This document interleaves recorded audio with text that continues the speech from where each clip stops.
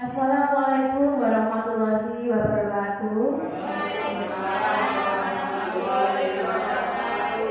Perkenalkan, saya Siti Nuraini dari SDN 2 Wonosemi, CGP Angkatan 10 Kabupaten Blora. Yang terhormat Ibu Kepala Sekolah SDN 2 Wonosemi, yang saya hormati Bapak Ibu Guru serta staf karyawan SDN 2 Wonosemi. Pertama-tama marilah kita panjatkan puja dan puji syukur kehadirat Allah SWT, karena dengan rahmatnya kita bisa berkumpul di acara diseminasi budaya positif pada siang hari ini.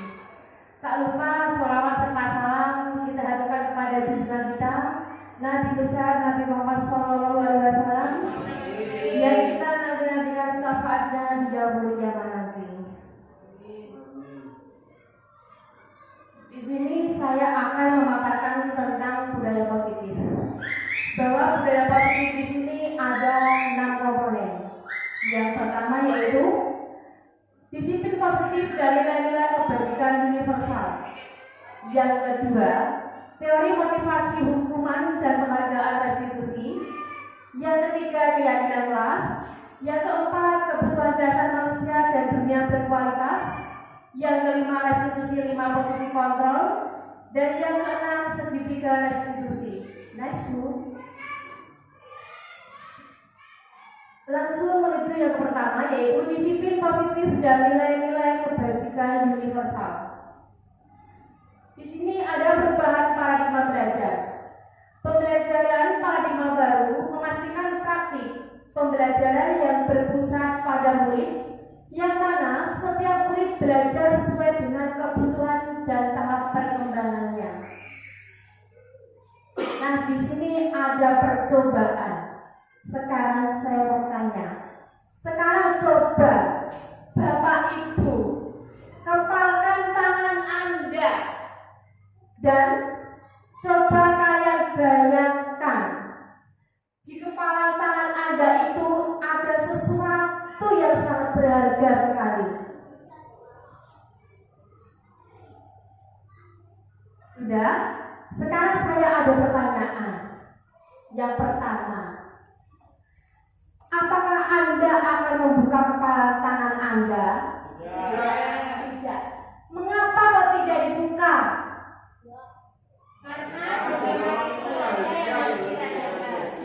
Karena genggaman itu sangat rahasia yang harus kita jaga. Sekarang yang pertanyaan kedua, apakah Anda akan menutup kepala tangan Anda? Ya. Iya. Mengapa kok ditutup, gak dibuka?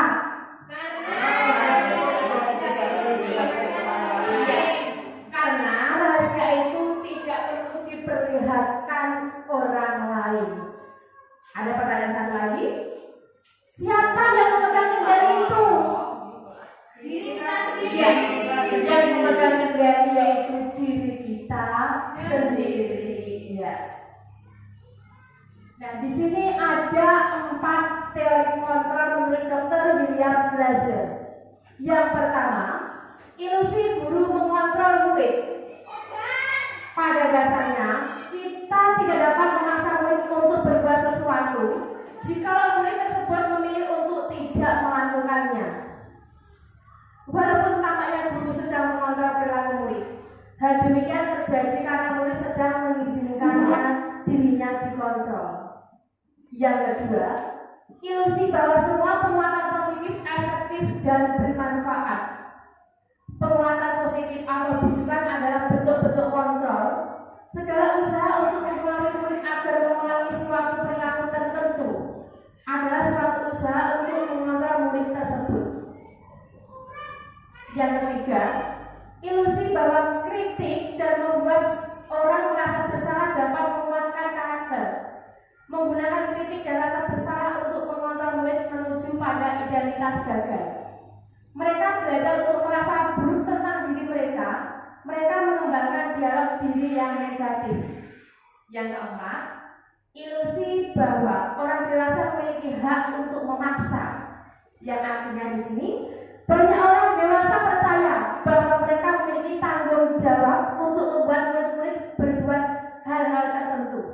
Apapun yang dilakukan dapat diterima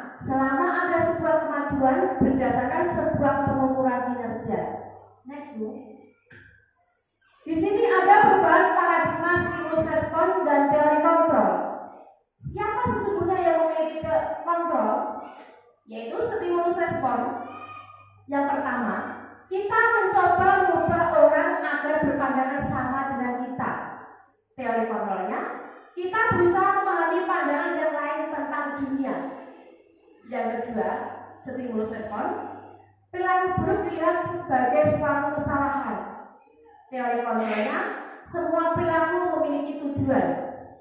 Yang ketiga, stimulus responnya, orang lain bisa mengontrol saya. Teori kontrol, hanya Anda yang bisa mengontrol diri Anda. Yang keempat, saya bisa mengontrol orang lain. Teori kontrolnya, Anda tidak bisa mengontrol orang lain. Yang kelima, pemaksaan ada pada saat bujukan gagal. Teori kontrolnya, kolaborasi dan konsensus menciptakan pilihan-pilihan baru. Stimulus respon, model berpikir menang dan kalah. Teori kontrolnya, model berpikir menang dan menang. Lanjut. Yang pertama yaitu disiplin. Kita mendengar kata disiplin. Apa yang terbayang di benak Anda? Apa yang terjadi terlintas di pikiran Anda? Kebanyakan itu orang akan menggunakan kata disiplin dengan tata tertib, yaitu teratur, kepatuhan pada peraturan. Kata disiplin juga sering diubah dengan hukuman, padahal itu sungguh berbeda. Karena belajar tentang disiplin positif tidak harus dengan memberi hukuman. Justru itu adalah salah satu alternatif terakhir dan kalau perlu tidak digunakan sama sekali. Dalam budaya kita, makna kata disiplin dimaknai menjadi sesuatu yang dilakukan seseorang pada orang lain untuk mendapatkan kepatuhan. Kita cenderung menghubungkan kata disiplin dengan ketidaknyamanan. Next. Di sini, apakah makna disiplin? Berasal dari bahasa Latin disiplin yang artinya belajar. Namun, dalam budaya kita, makna kata disiplin telah berubah menjadi sesuatu yang dilakukan seseorang pada orang lain untuk mendapatkan kepatuhan.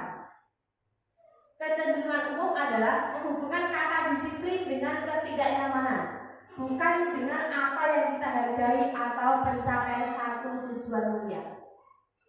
Cara menerapkan disiplin positif yaitu dengan mendiskusikan keyakinan kelas, mengajak anak untuk melakukan rutinitas yang positif. Next. Di sini ada teori motivasi perilaku manusia. Yang pertama, untuk menghindari ketidaknyamanan atau hukuman. Itu apa yang akan terjadi apabila saya tidak melakukannya, itu termasuk motivasi eksternal. Yang kedua, untuk mendapatkan imbalan dari orang lain atau institusi, apa yang akan saya dapatkan apabila saya melakukannya, termasuk motivasi eksternal. Dan yang ketiga, untuk menghargai diri sendiri, saya akan menjadi orang yang seperti apabila saya melakukannya. Itu termasuk motivasi internal, yaitu tujuan disiplin positif.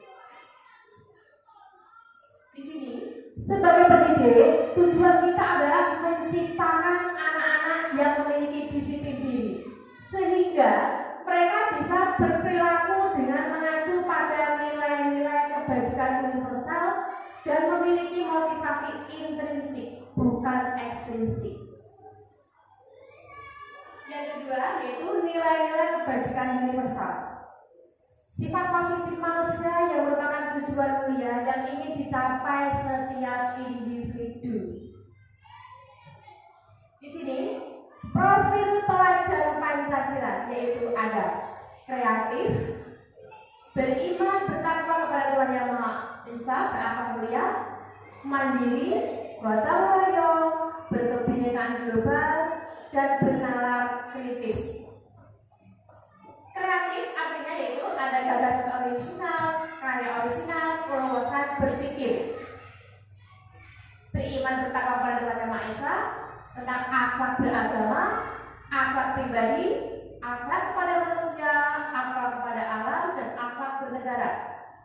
Sedangkan mandiri yaitu kesadaran akan diri dan situasi, regulasi diri, gotong royong, berkolaborasi, kepedulian, dan berbagi. Sedangkan berkebinekaan global yaitu mengenal dan menghargai budaya, komunikasi dan interaksi antar budaya, refleksi dan tanggung jawab, serta berkeadilan sosial. Dan yang benar kritis yaitu memulai dari proses informasi, analisis dan evaluasi penalaran, dan refleksi evaluasi. Sekarang lanjut yang kedua yaitu teori motivasi hukuman dan penghargaan restitusi. Yang ketiga, motivasi perilaku manusia. Dan Gosan adalah dalam bukunya Rekening 10 Disiplin menyatakan ada 3 motivasi perilaku manusia. Yang pertama, untuk menghindari ketidaknyamanan atau hukuman. Yang kedua, untuk mendapatkan imbalan atau penghargaan dari orang lain. Dan yang ketiga, untuk menjadi orang yang mereka inginkan dan menghargai diri sendiri dengan nilai-nilai yang mereka percaya. Sekarang tentang hukuman, konsekuensi, dan restitusi. Hukuman itu bersifat tidak terencana atau tiba-tiba. Hukuman bersifat satu arah dari pihak guru yang memberikan dan muridnya menerima suatu hukuman tanpa melalui suatu kesepakatan atau pengarahan dari pihak guru, baik sebelum atau sesudahnya. Hukuman yang diberikan bisa berupa fisik maupun psikis. Murid atau anak disakiti oleh suatu perbuatan atau kata-kata. Sedangkan konsekuensi, sementara disiplin dalam bentuk konsekuensi sudah terencana atau sudah disepakati, sudah dibahas dan disetujui oleh murid dan guru. Umumnya, bentuk-bentuk konsekuensi dibuat oleh pihak guru atau sekolah, dan murid sudah mengetahui sebelumnya konsekuensi yang akan diterima bila ada pelanggaran. Sedangkan restitusi yaitu proses menciptakan kondisi bagi murid untuk memperbaiki kesalahan mereka sehingga mereka bisa kembali pada kelompok mereka dengan karakter yang lebih kuat. Dan restitusi juga merupakan proses kolaboratif yang mengajarkan murid untuk mencari solusi untuk masalah mereka dan membantu murid berpikir tentang orang seperti apa yang mereka inginkan. Ada bagaimana mereka harus memperlakukan orang lain. Nah, di sini ada contoh pertanyaan. Ada tindakan guru, hukuman, atau termasuk konsekuensi. Pertanyaan yang pertama, mencatat 100 kali di dalam buku kalimat, saya tidak akan terlambat lagi karena terlambat ke sekolah. Itu termasuk hukuman atau konsekuensi, Bapak Ibu? Hukuman. Iya, itu termasuk hukuman. Pertanyaan yang kedua, lari mengelilingi lapangan basket 2 kali karena terlambat hadir di sekolah. Itu termasuk hukuman atau konsekuensi? Hukuman. Ya, termasuk hukuman. Pertanyaan yang ketiga, murid diminta untuk push up 15 kali karena tidak menggunakan masker ke sekolah. Tidak termasuk hukuman. Pertanyaan yang keempat, menggantikan kertas tugas teman yang telah dicoret-coret. Tidak termasuk konsekuensi. Pertanyaan yang kelima, membersihkan tumpahan air di meja tulis karena tersenggol pada saat belajar. Tidak termasuk konsekuensi. Terus lanjut, murid disuruh untuk mengenakan sepatu seharian sekolah karena tidak mengenakan sepatu hitam. Ya, konsekuensi. Dan pertanyaan yang terakhir, lari mengelilingi lapangan basket 2 kali karena terlambat 10 menit untuk belajar PJOK. Ya, lari termasuk hukuman. Ya, terima kasih. Next, Bu. Di sini ada hukuman dan konsekuensi. Yang pertama, hukuman sesuatu yang menyakitkan harus terjadi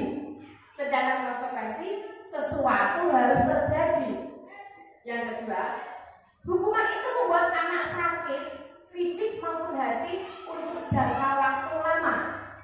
Sedangkan konsekuensi membuat anak merasa tidak nyaman dalam jangka waktu pendek.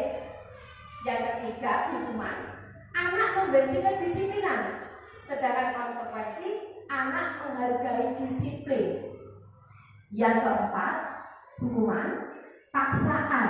Sedangkan konsekuensi stimulus atau tanggapan. Yang kelima, hukuman. Mendorong anak menyakiti diri sendiri.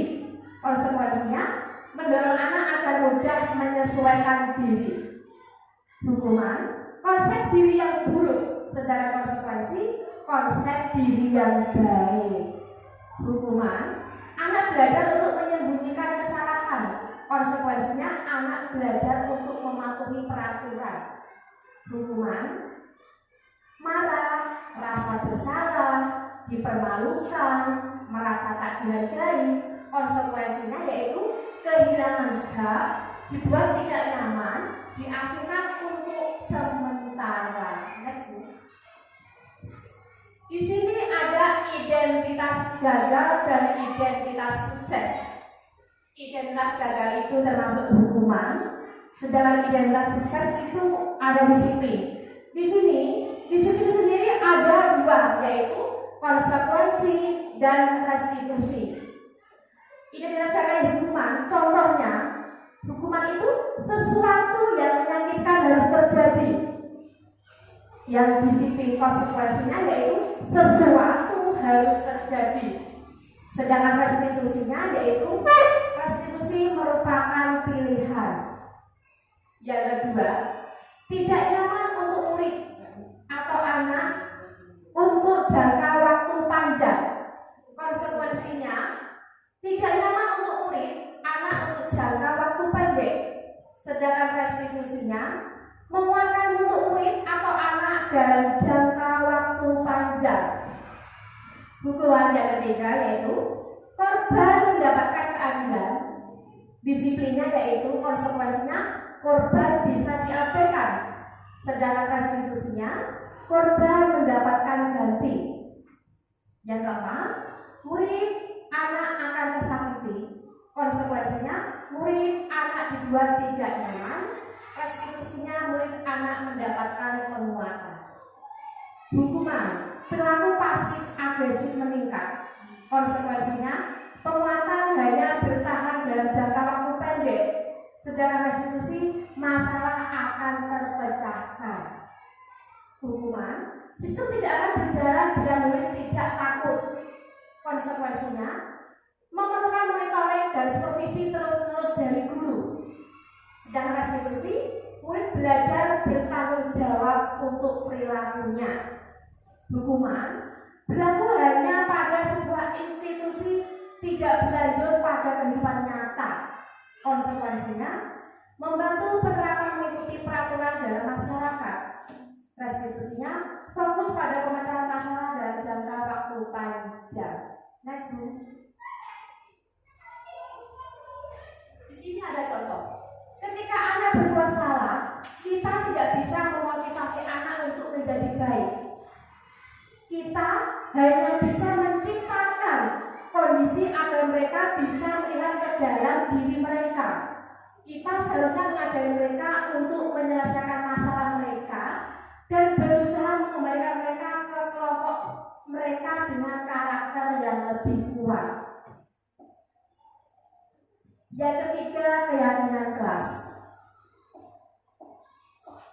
Apa perbedaan peraturan kelas dan keyakinan kelas? Next.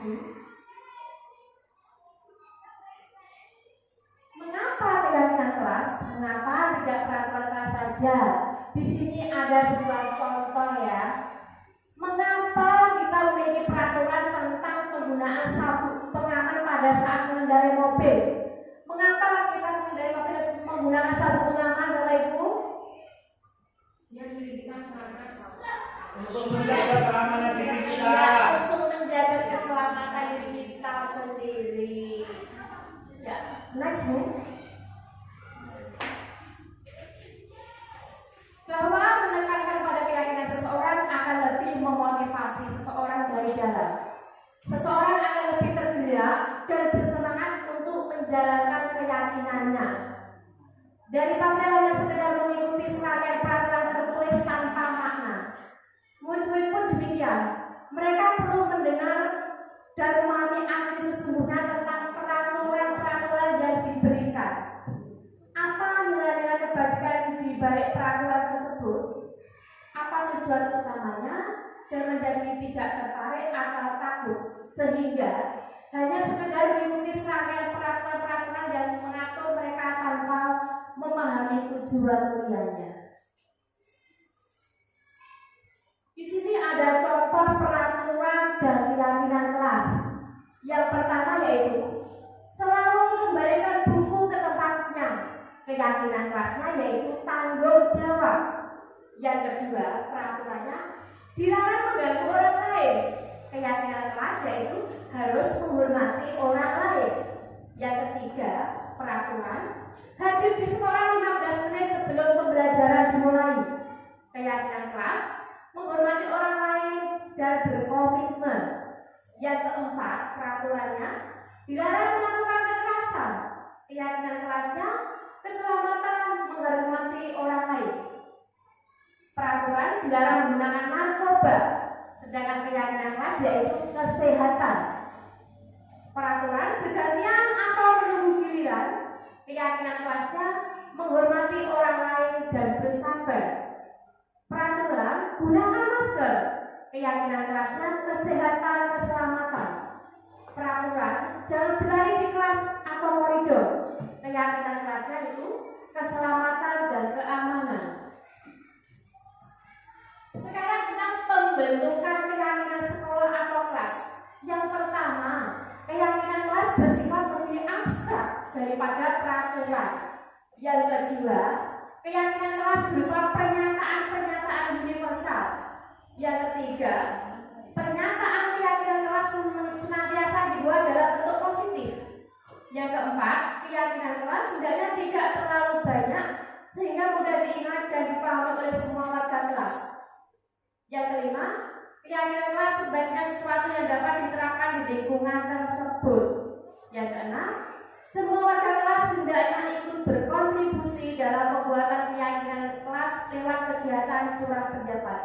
Dan yang terakhir, bersedia meninjau kembali keyakinan kelas dari waktu ke waktu. Yang keempat yaitu kebutuhan dasar manusia dan dunia berkualitas. Kebutuhan dasar manusia yaitu bertahan hidup itu ada 4 komponen. Yang pertama, kasih sayang dan rasa diterima. Yang kedua, kebebasan. Yang ketiga, penguasaan. Dan yang keempat, kesenangan. Yang kelima, restitusi. 5, posisi kontrol. Di sini ada 5 posisi kontrol, yaitu yang pertama ada penghukum, yang kedua pembuat rasa bersalah, yang ketiga teman, yang keempat pemantau, dan yang kelima manajer.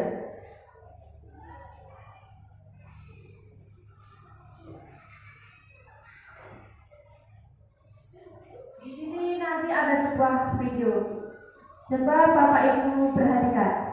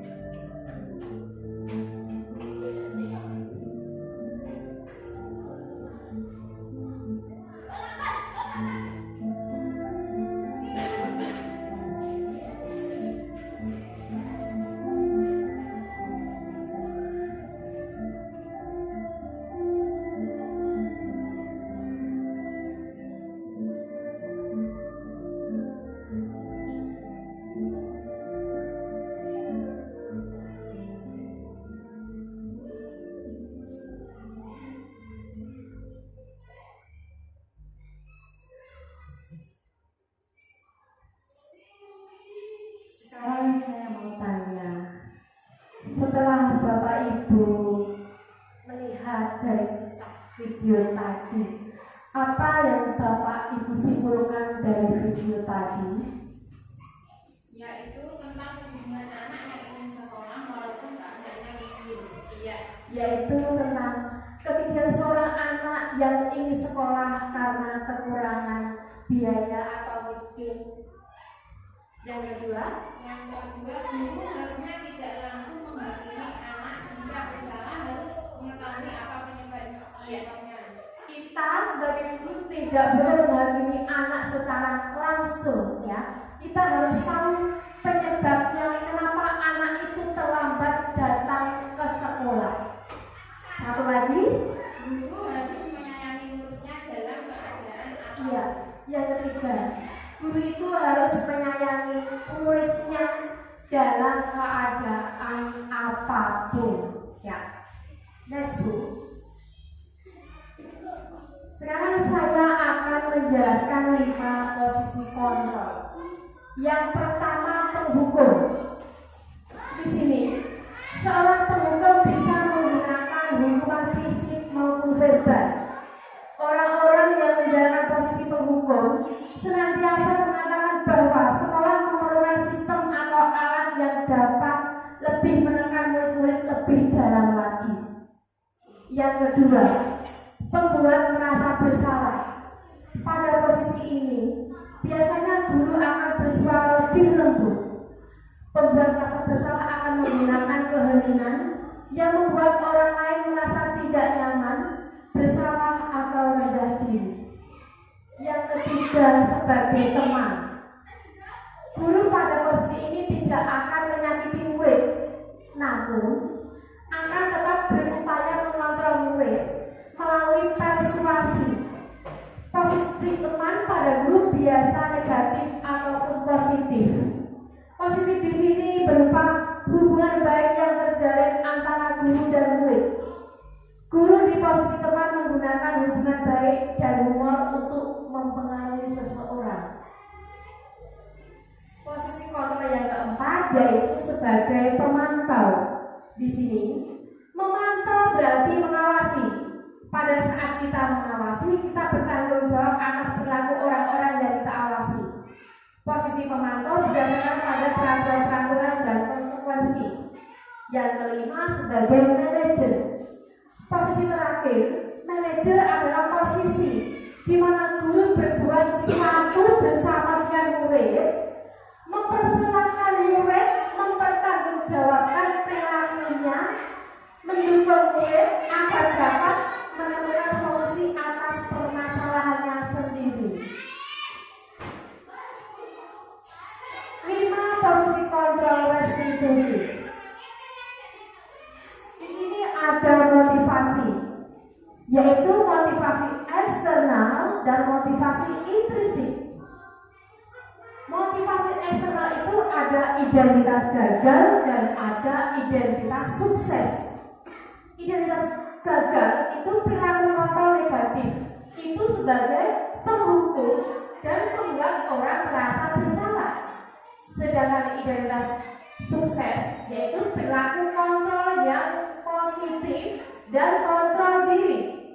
Contohnya perilaku kontrol positif itu ada teman, pemantau, sedangkan kontrol diri sebagai manajer. Sekarang teman-teman, guru berbuat. Penghukumnya menghardik, menunjuk-nunjuk, menyakiti, menyidik. Sedangkan kalau membuat orang merasa bersalah, berceramah, menunjukkan kekecewaan yang mendalam.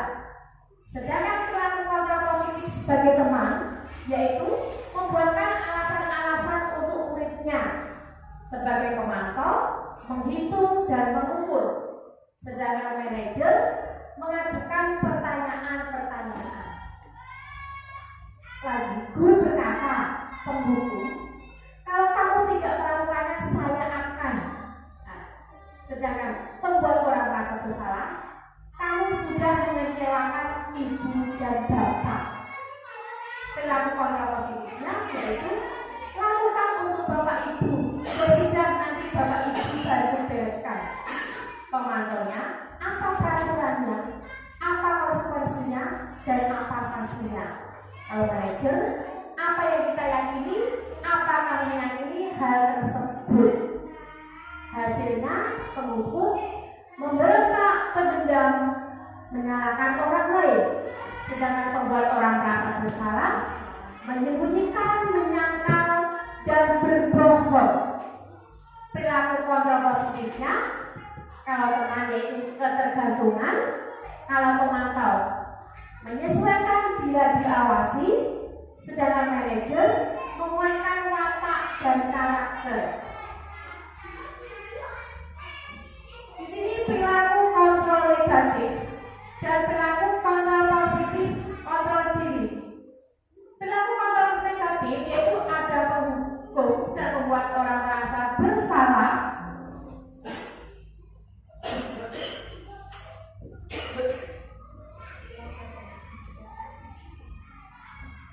Pernyataan-pernyataan di sini nomor 1. Saya kecewa sekali dengan kamu. Siapa yang mengatakan? Yaitu pembuat orang merasa bersalah. Yang kedua, kamu tidak pernah benar melakukannya. Siapa yang mengatakan? Yaitu penghukum. Pernyataannya, ayolah lakukan demi ibu bapak. Siapa yang mengatakan? Bagi ibu guru sebagai teman. Kontrol negatif, perilaku kontrol positif, dan kontrol diri, yaitu ada penghukum, pembuat orang merasa bersalah. Sedangkan perilaku kontrol positif ada teman, pemantau, sedangkan kontrol diri ada manajer. Di sini contohnya ada murid. Murid berkata, penghukumnya saya tidak peduli. Pembuat orang merasa bersalah, maafkan saya. Sedangkan perilaku kontrol positifnya yaitu teman, saya berpikir bapak, ibu, atau teman saya. Pemantaunya, saya akan dapat berapa bintang kalau melakukan hal tersebut. Jika sudah melakukan hal tersebut, saya akan mendapatkan apa? Kalau sebagai manajer, bagaimana caranya agar saya bisa memperbaiki keadaan ini? Saya akan memperbaiki masalah ini. Dampak pada murid, kalau penghukum, mengulangi kesalahan berulang kali, perilaku menjadi agresif. Sedangkan pembuat orang merasa bersalah, rendah diri, merasa gagal dan tidak berharga. Perilaku kontrol positifnya yaitu sebagai teman, tergantung, tidak mandiri dan tidak bisa memutuskan. Pemantaunya menitik beratkan pada dampak pada diri sendiri, mendapatkan hadiah atau mendapatkan hukuman. Manajernya mengevaluasi diri bagaimana menjadi diri yang lebih baik. Kaitan dengan dunia berkualitas yaitu murid meletakkan guru di luar dunia berkualitas. Murid meletakkan guru di dalam dunia berkualitas, sedangkan kontrol positifnya murid meletakkan guru sebagai orang penting dalam dunia berkualitas. Pemantaunya, murid meletakkan guru peraturan di dunia berkualitas. Manajernya, murid meletakkan dirinya sebagai individu yang positif dalam dunia berkualitas. Pernyataan-pernyataannya yaitu 1. Saya kecewa sekali dengan kamu. Siapa yang mengatakan itu? Yaitu membuat orang merasa bersalah. Yang kedua, pernyataannya, kamu tidak benar. Kamu tidak pernah benar untuk melakukannya. Siapa yang mengatakan? Yaitu bapak ibu guru sebagai penghukum. Sedangkan pernyataan yang ketiga yaitu, ayolah lakukan demi ibu atau bapak. Siapa yang mengatakannya? Yaitu bapak ibu guru sebagai teman. Pernyataan yang keempat, apakah kamu mau mendapatkan stiker bintang hari ini? Siapa yang mengatakannya? Bapak ibu guru sebagai pemantau. Pernyataan yang kelima yaitu, bagaimana kamu bisa menyelesaikan masalah ini? Yaitu, siapa yang mengatakan? Yaitu bapak ibu sebagai manajer. Pernyataan yang terakhir, kamu selalu yang paling terakhir. Siapa yang mengatakan seperti itu? Yaitu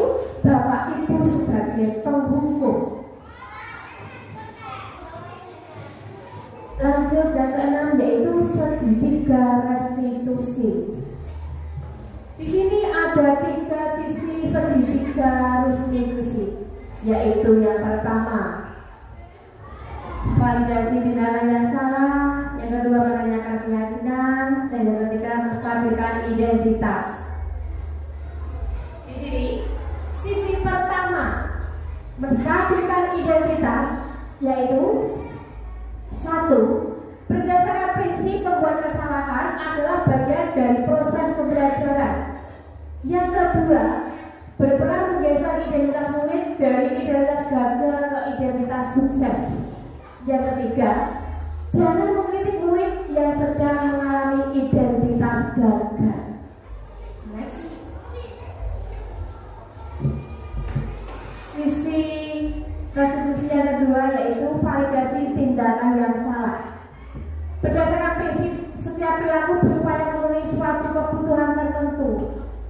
Yang kedua, guru akan bergeser dari pemikiran stimulus menjadi proaktif.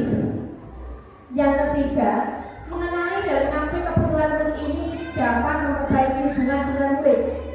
Yang keempat, pernyataan-pernyataan disampaikan dengan nada suara tidak menghakimi atau memojokkan.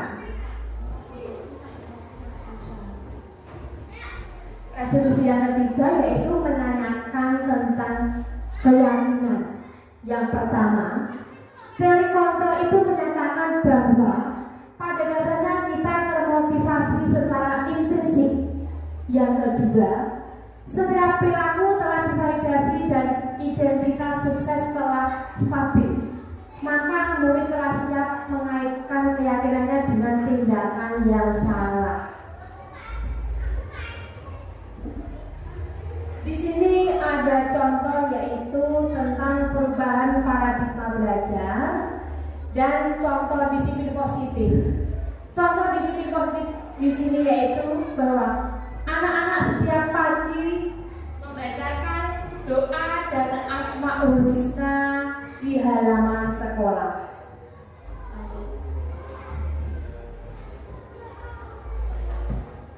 Ada contoh lagi yaitu kebutuhan dasar manusia tentang kesenangan dan membuat keyakinan kelas. Next. Nah, di sini ada contoh praktek segitiga restitusi.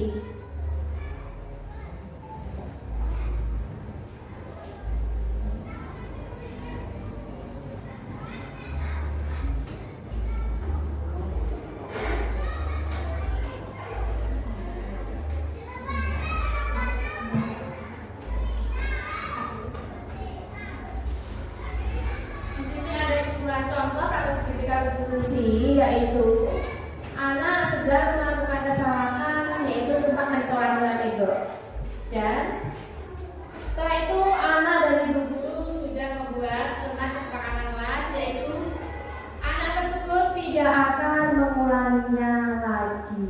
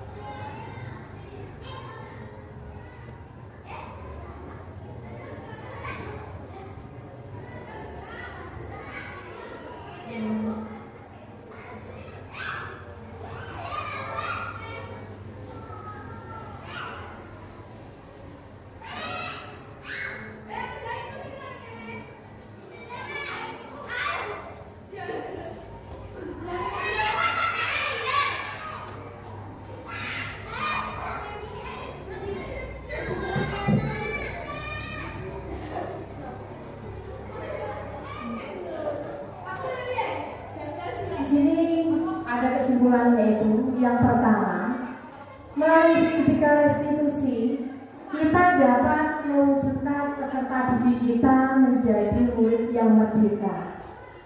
Yang kedua, mereka mampu menyelesaikan masalah dengan motivasi internal dan bertanggung jawab terhadap pilihannya. Yang ketiga, jika setiap warga sekolah dapat menumbuhkan kesadaran dirinya untuk melaksanakan keyakinan diri dan keyakinan kelas maupun sekolah, maka budaya positif akan terwujud.